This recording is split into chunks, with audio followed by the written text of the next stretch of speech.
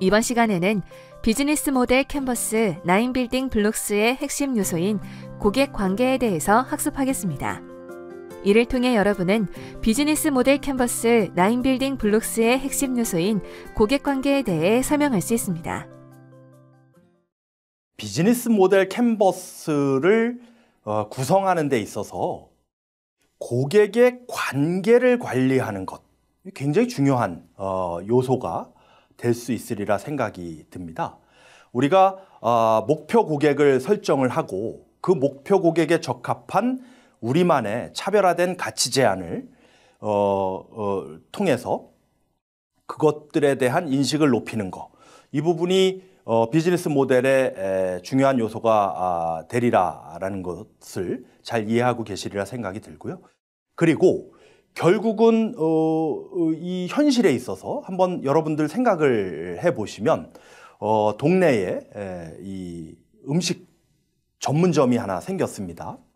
그 전문점을 개업을 해서 누구나 한번 방문을 해보겠죠, 동네의 주민들이. 그래서 한번 방문을 했는데 너무 맛있어. 가격도 저렴하네. 직원도 친절해. 왜 이렇게 깨끗해? 왜 이렇게 위생적이야? 라고 한다면 두말할 나위 없이 좋은 상황이 펼쳐지겠습니다만은, 적지 않은 경우 와, 맛이 뭐 별로네? 맛이 없는데도 이게 가격은 뭐 다른 데랑 그렇게 싸지 않아? 뭐 바빠서 그런지 종업원의 어떤 친절도도 별로 그렇게 뭐 나를 별로 배려해 주는 것 같지 않네? 그리고 인테리어가 뭐 그렇게 뭐 깔끔하고 내 마음에 쏙 들지 않아. 뭐 종합적으로 내가 볼 땐 별론데? 라고 한다면 그 매장은 사실은 좀 비즈니스를 영속적으로 가져가는데 일정 부분 비극적인 상황을 맞닥뜨릴 확률이 높다라는 것을 우리는 일상에서 몸소 체험을 해볼 수 있는 그러한 개념들이 되지 않겠느냐라는 것이죠. 결국 우리가 제안하는 가치, 뭐 그것이 음식이 될 수도 있고요. 그 수단으로서 어떤 뭐 식품이 될 수도 있고 여러 서비스들이 될 수도 있겠죠. 그러한 가치들을 한번 체험해 보거나 뭔가 이용해 본 고객들을 단골로 만들 수 있느냐의 문제, 이것은 비즈니스의 지속 가능성을 확보하는 데 있어서 너무나도 중요한 요소가 될 수 있으리라 생각이 듭니다. 그래서 스타트업의 경우는 더더욱이나 고객을 확보하는 것도 중요하지만 이 확보한 고객을 유지시키는 것, 이것이 매우 중요합니다. 그리고 이 유지에서 그치지 않고 판매 촉진을 통한 확대, 고객의 어떤 확대의 노력들을 끊임없이 기울여야 된다라는 것이 비즈니스 모델의 요소, 핵심적인 요소를 구성하는 데 있어서 네 번째 중요한 개념이 될 수 있겠다라는 것이죠. 그래서 여러분들 뭐 단골 매장이라든가 단골 미용실이 될 수도 있고요. 뭐 단골과 관련된 이러한 업체를 방문을 하게 되면 굉장히 뭐 나를 반겨주신다거나, 뭐 미용실 같은 경우 특히 그렇지 않습니까? 내가 뭐 내 머리 스타일에 대해서 굳이 얘기하지 않더라도 그냥 딱 앉아서 눈 감고 있으면 쫙 알아서 깎아주는데 너무 마음에 드는 그런 헤어스타일을 구현할 수 있다면 그 부분 역시도 고객 관계 관리에 있어서 굉장히 이 고객의 데이터를 알고 있는 거죠. 이 고객의 취향, 이 고객의 요구들을 그 미용실을 매장을 운영하시는 그 디자이너께서는 명확히 알고 계시는 부분들 아니겠습니까? 결국은 여러분들도 고객의 그 목표 고객으로 선정한 그 고객의 취향이라든가 어떤 요구들, 이런 부분들을 잘 안 상태에서 고객 관계 관리를 통해서 단골로 만들 수 있는 이러한 방안들을 끊임없이 생각해 볼 필요가 있겠다라는 것이죠. 그래서 고객 관계 관리의 요소를 한 5가지로 한번 살펴볼 수가 있겠어요. 유형을 한번 분류해서 살펴봄으로써 우리가 이해를 좀 도와드리고자 그렇게 진행을 해보도록 하겠습니다. 개별 어시스트입니다. 뭐 어시스트라는 말은 우리가 축구 용어죠. 이렇게 탁 그 좀 도움을 주다 뭐 이런 얘기 아니겠습니까? 전자 매장, 전자제품 매장 같은 데 방문하면 여러분들 어떠십니까? 딱 그 입구에 들어가면 아주 친절한 영업 사원분께서 딱 접근해 오시죠. 그래서 고객님 어떤 제품을 찾으십니까? 그래서 뭐 냉장고다라고 하면 냉장고의 여러 형태들을 보여주면서 얘들의 장점, 단점, 가격, 기능, 그다음에 이 경쟁 제품들과의 여러 차별점, 행사에 있어서의 뭐 이벤트 이런 것들을 종합적으로 설명을 해주죠. 아주 친절하게 설명을 해주고 이렇게 탁자에 앉아서 여러 견적들도 내드리고 뭐 프로모션이라든가 뭐 할부가 되는 여러 가지 요소들을 설명을 해주시는 것을 아마 여러분들 전자제품 매장을 방문하셨을 때 경험해 보셨으리라 생각이 듭니다. 이게 이제 개별 어시스트죠. 그러니까 좀 친절하게 뭔가를 접근해 오는 거, 어떤 영업의 좀 이 전문가들을 통해서 해 오는 거죠. 그리고 이런 것에서 그치지 않고 우리 은행의 VIP 라운지 같은 데 가보시면 어떻습니까?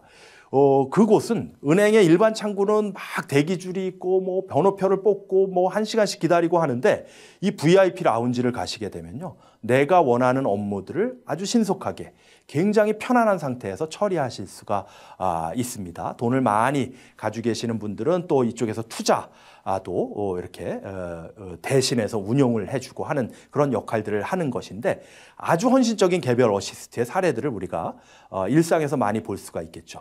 여러분들의 비즈니스에 입각해서 고객들의 어떤 이 만족도들을 향상시킬 수 있는 하나의 방안 중에 이런 개별 어시스트 내지는 헌신적인 개별 어시스트의 사례들을 한번 거울 삼아서 우리의 비즈니스에 접목시키는 그러한 방안들이 있을 수 있겠다라는 말씀을 드릴 수가 있겠고요. 두 번째는 셀프 서비스입니다. 나는 뭐 매장에 딱 갔을 때 전문가가 오셔서 뭐 설명해 주는 것도 좋은데 난 편안히 좀 보고 싶다. 편안히 보고 내가 사고 싶으면 그때서야 비로소 뭐 물어볼지언정 나한테 이렇게 좀 하시는 것은 나는 별로 선호하지 않는다라는 고객이 있을 수도 있어요. 그렇다라고 하면 셀프 서비스가 굉장히 유용한 어떤 기능이 될 수 있으리라 생각됩니다. 이케아 같은 경우가 아주 셀프 서비스의 대표적인 사례라고 볼 수가 있겠죠. 우리 이케아 매장을 방문을 해보시면 아주 그 거대한 쇼룸을 마련해 놓고 있죠. 거기에는 뭐 직원분이 영업사원분이 이렇게 뭐 개별 어시스트를 하거나 하지는 않죠. 물론 중간중간에 이제 이런 설명을 해 주시는 분들이 계셔서 그분들에게 문의를 하면 그 어떤 문의에 대한 답변을 들을 수 있을지언정 이렇게 개별 어시스트의 사례들은 없습니다. 그래서 내가 쇼룸을 통해서 한번 쫙 보면서 거기서 가장 내 마음에 드는 적합한 제품들을 체크한 다음에 1층 창고형 매장에서 가지고서 계산을 해서 셀프 딜리버리, 그러니까 내가 가지고 가는 것이죠. 물론 배송이 있습니다만은 배송은 굉장히 고가의 비용을 들여야 되기 때문에 이 가성비를 생각할 때 그 서비스를 잘 이용을 하지는 않죠. 그래서 내가 가지고 가서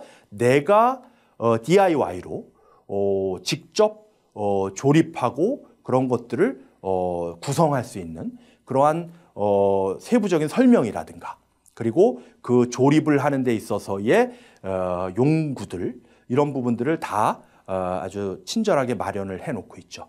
그러니까 이런 부분들에 있어서 가격을 낮추면서 내가 원하는 제품들을 편안하게 좀 둘러볼 수 있고 그 둘러보는 과정을 통해서 내가 원하는 최적의 제품들을 실제로 가지고 와서 조립이라는 조금 불편함이 있을지언정 가격의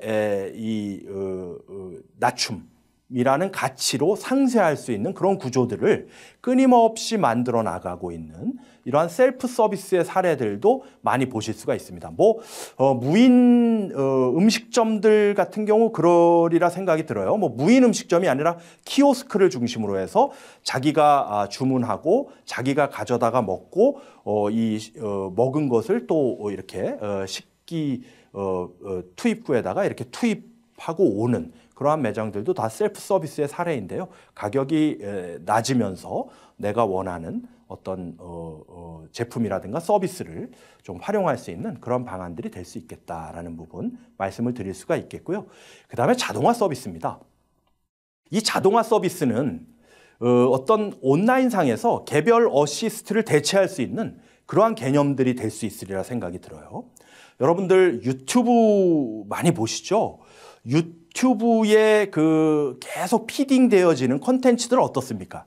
여러분들의 관심, 여러분들의 취향, 여러분들의 어떤 성향들을 종합적으로 분석해서 그 성향에 입각한 여러 콘텐츠들을 계속해서 큐레이션 서비스로 제공을 하고 있는 것이죠. 그러니까 계속 피드가 되어지고 있는 것입니다. 그것은 이런 여러분들의 그 데이터들, 구매 데이터라든가 여러 콘텐츠의 소비 성향과 관련된 데이터들을 종합적으로 분석해서 그것들에 입각한 자동화 서비스를 지속적으로 수행하고 있는 것이죠.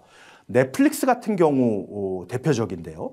이 넷플릭스에서 공급되어지는 넷플릭스뿐만 아니라 여러 OTT 서비스들이 이 봤던 컨텐츠들, 나는 이제 어떤 액션, 나는 어떤 한국 영화, 나는 어떤 미국의 드라마, 멜로, 이런 부분들의 성향들이 다양할 테니까 그런 성향들에 입각해서 새로 나온 콘텐츠들을 자동화 서비스로 추천하고 그런 것들을 지속적으로 소비할 수 있는 구조를 만들어내는 거, 이런 부분들이 우리 현실에서 많이 좀 경험되어지고 체험되어지는 부분들이라 생각이 드는데요.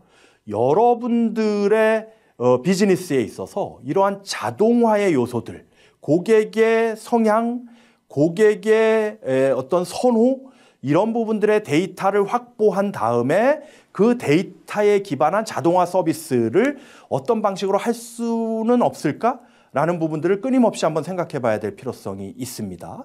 우리 오프라인 마트에서도 그 고객들의 구매하는 상품이라든가 이러한 부분들을 데이터화해서 그 고객들이 선호하는 제품들을 좀 이렇게 이벤트화하고 쿠폰을 발급하고 함으로써 고객들이 오프라인 매장을 지속적으로 방문하게 하고 그 방문을 통해서 매출을 증대시켜 나가려고 하는 노력들, 이런 부분들이 이제 자동화 서비스에 굉장히 우리 현실 밀착적인 사례들이 될 수 있지 않겠느냐라는 거 한번 말씀을 드릴 수가 있겠고요.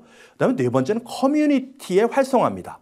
이 플랫폼 모델 같은 경우에는 이 커뮤니티를 구성하는 게 굉장히 중요합니다. 물론 오프라인 매장 같은 경우들도 우리의 어떤 커뮤니티를 구성해서 단골 손님들의 리스트, 그다음에 그 단골들을 대상으로 한 여러 가지 이벤트라든가 여러 가지의 뭔가 좀 인센티브의 제공들이 필요하리라 생각이 드는데요. 이 커뮤니티의 활성화 또한 매우 중요한 고객 관계 관리를 용이하게 할 수 있는 하나의 구조가 될 수 있겠다라는 것이죠.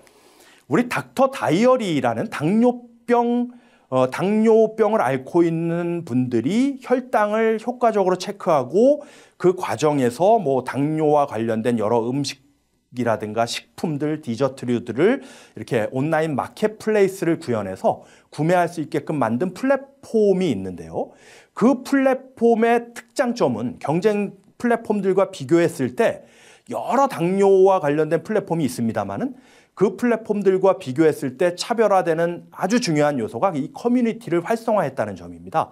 실제로 개발하시는 분이 소아당뇨를 앓았던 경험이 있으신 분이어서 이분이 당뇨를 앓고 계신 분들의 어떤 그 불편함 혹은 굉장히 고독함, 외로움, 이런 부분들을 잘 파악을 했고 이 커뮤니티 안에, 이 플랫폼 안에 커뮤니티 기능을 아주 활성화시켜서 여타 이 경쟁 플랫폼들과 명확히 차별화되는 그러한 요소로서 업계에서 굉장히 선두 자리를 유지하고 있는 그러한 플랫폼 모델을 볼 수 있겠습니다. 이 커뮤니티에 들어가시게 되면 환우들 간의 여러 정보의 공유들, 그다음에 전문가와의 전문적인 상담에 대한 서비스들, 이런 부분들을 아주 구체적으로, 아주 체계적으로 잘 담고 있어서 많은 분들의 호응이 있는 이런 커뮤니티 사례를 볼 수가 있겠고요. 그다음에 마지막이 코크리에이션입니다. 고객 관계를 관리함에 있어서 서로 간에 협력을 할 수 있는 모델들. 유튜브 채널이 그렇습니다. 우리가 고객이면서 컨텐츠의 생산자 역할을 합니다. 유튜브의 채널을 운영하면서 거기서 콘텐츠를 지속적으로 생산해내게 되고요. 그 콘텐츠들을 소비하는 그러한 독자들, 구독자들을 계속 확충해 나가면서 콘텐츠는 기하급수적으로 늘어나게 되죠. 그러면 유튜브는 이 고객과 코크리에이션, 그러니까 협력 모델로 인해서 지속적인 단골을 확보할 수가 있는, 그래서 지금의 유튜브 채널이 될 수 있었던 그러한 사례들을 우리가 종합적으로 한번 살펴볼 수가 있겠습니다. 그래서 여기서 한번 질문을 드리는데요. 여러분들의 비즈니스에 있어서 고객 관리를 효율적으로, 효과적으로 수행하기 위한 나름대로의 방안은 무엇이 있을 수 있는지를 한번 좀 생각해 보는 그러한 시간이 필요하리라 생각됩니다. 네, 강의 들으시느라 수고 많으셨습니다. 이번 시간에 학습한 내용을 퀴즈를 통해 확인해 보세요.